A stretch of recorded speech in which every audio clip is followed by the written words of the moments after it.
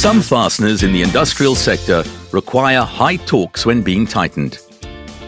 Introducing this larger wrench, up to 800 Newton meters from HAZET, the model 6145-1CT. With this wrench, the direction of rotation is defined for which we can guarantee the calibration.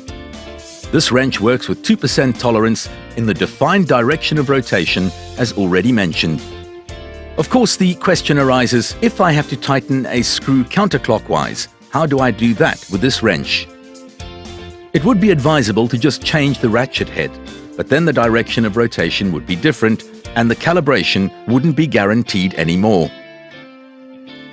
So we switch back to clockwise, and with the new model of this wrench we have the opportunity to loosen the ratchet on the head and to turn it around.